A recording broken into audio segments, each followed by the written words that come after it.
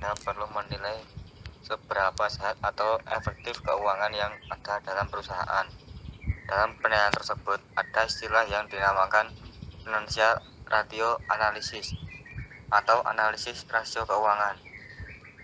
Analisis rasio keuangan merupakan bentuk analisis untuk mengukur kinerja perusahaan berdasarkan data perbandingan yang ditulis dalam laporan keuangan, seperti laporan neraca, laba rugi, dan arus kas dalam satu periode tertentu. Oleh karena itu, analisis rasio keuangan juga biasa disebut dengan analisis laporan keuangan. Analisis ini biasanya dilakukan oleh akuntan pada akhir periode perusahaan dalam 1 tahun. Hasil analisis kemudian dilaporkan kepada pihak manajemen sebagai laporan pedoman informasi untuk menentukan keputusan atau kebijakan perusahaan di periode selanjutnya.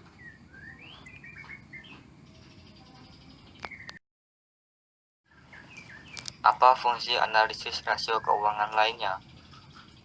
Selain menjadi alat ukur sehat tidaknya sebuah perusahaan, analisis rasio keuangan memiliki manfaat lainnya, yaitu 1. Melihat tren kinerja perusahaan dalam satu periode tertentu. Kedua, bahan evaluasi sumber daya perusahaan seperti supplier, peralatan, proses produksi, bahkan karyawan itu sendiri. Ketiga, sebagai acuan investor untuk memilih perusahaan. Keempat, sebagai bahan pertimbangan kreditur. Kelima, menilai efektivitas strategi perusahaan dalam membangun keunggulan kompetitif. Keenam, analisis kekuatan internal dan kemampuan daya saing perusahaan dengan kompetitor. Ketujuh, sebagai bahan referensi audit internal perusahaan baik dari sektor keuangan, operasional, atau sektor lain. 8. Menentukan nilai kewajaran keuntungan yang diperoleh perusahaan. Berdasarkan poin-poin di atas, peran analisis laporan keuangan ini intinya memiliki 2 peran, yaitu sebagai bahan pertimbangan dan evaluasi baik oleh pemilik usaha maupun pihak internal seperti kreditur atau investor. Pengertian rasio likuiditas. Rasio likuiditas menurut para ahli yaitu hubungan antar kas dan aset lancar perusahaan lainnya dengan kewajiban lainnya. Sedangkan fungsinya 1. Untuk menilai dan mengukur kemampuan perusahaan dalam membayar kewajibannya baik jangka pendek maupun jangka panjang. 2. Untuk melihat dan membandingkan likuiditas perusahaan dari waktu ke waktu, sehingga perusahaan mampu menentukan strategi serta langkah untuk meningkatkan rasio likuiditas. 3. Untuk merencanakan keuangan perusahaan di masa depan, terutama yang berkaitan dengan kas dan utang perusahaan, sehingga kas dan utang benar-benar efisien. Faktor yang mempengaruhi likuiditas berkaitan dengan kemampuan perusahaan untuk melunasi utang ketika utang jatuh tempo.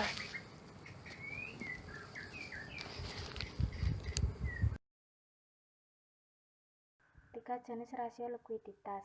1. Rasio lancar atau current ratio adalah rasio yang membandingkan antara aktiva lancar perusahaan dengan utang jangka pendek atau utang lancar. Ketika rasio aktiva lancar jauh lebih besar dari utang lancar perusahaan, hal ini tidak selamanya bermakna positif. Kemungkinan pertama adalah adanya keuntungan besar sehingga perusahaan memiliki kas yang besar dengan utang lancar yang kecil. Rumus rasio lancar adalah aktiva lancar dibagi dengan hutang lancar. Contoh kasus perhitungan rasio lancar. Perusahaan PT Darmawan memiliki aktiva lancar sebesar 100 juta rupiah, sedangkan hutang lancarnya sebesar 70 juta rupiah. Berapakah rasio lancar perusahaan PT Darmawan?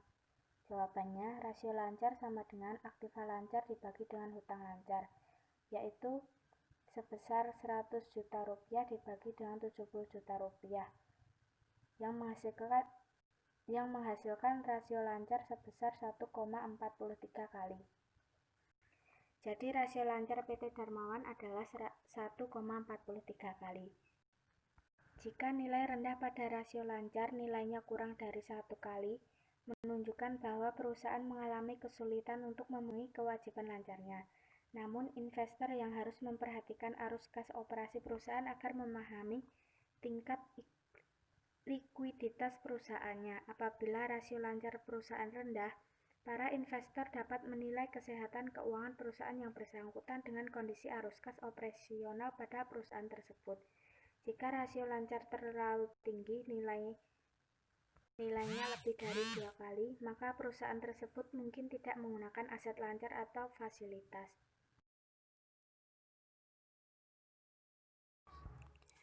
Rasio cepat atau quick ratio.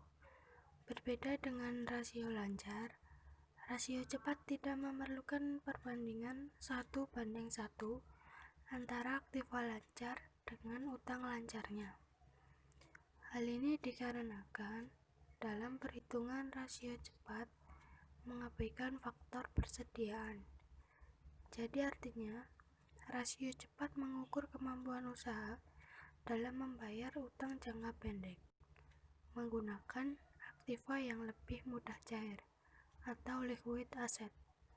Rumus rasio cepat yaitu kas ditambah efek ditambah piutang atau utang lancar dikali 100%.